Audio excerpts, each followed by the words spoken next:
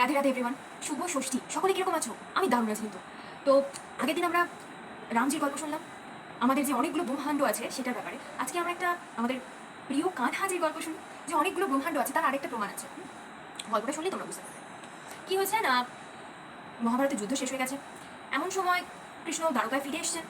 উনি দ্বারকা সিংহাসনে বসে বাঁশি বাজাচ্ছেন। এমন সময় একজন দ্বাররক্ষী এসে প্রভুকে বলছেন, প্রভু, ব্রহ্মা আপনার সাথে দেখা করতে এসছে।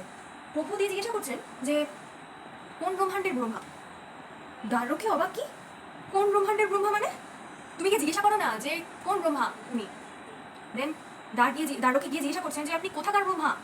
ব্রহ্মাজির তো এবার ইগো হার্ট হয়ে গেছে, যে আমাকে প্রভু চিনতে পারছে না, এটা কি করে সম্ভব? মানে আমি কোন ব্রহ্মা মানে? একটাই তো ব্রহ্মা আছে।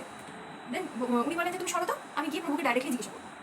তো উনি আসেন, দিয়ে প্রভুর কাছে এসে জিজ্ঞাসা করছেন যে প্রভু, আপনি কি বলছেন কোন ব্রহ্মা মানে? আমি তো একটাই তো ব্রহ্মা নাকি? তারপরে আমি এটা অক্ষত গুপ্তাজির কাছে শুনেছি যে তারপরে প্রভু তৃতীয়বারের মতো নিজের বিকট রূপ বা বিশাল রূপটা ধারণ করে দেখান যে এটা আমি, এটা তুমি, মানে এটা তুমি ব্রহ্মা, তুমি একটা ব্রহ্মা। আর সেই সময় যে উনি যে বিরাট রূপটা ধারণ করেছিলেন, তার ফলে আরও যে সমস্ত ব্রহ্মাণ্ড আছে না, অনেকগুলো ব্রহ্মা, প্রায় অসংখ্য ব্রহ্মা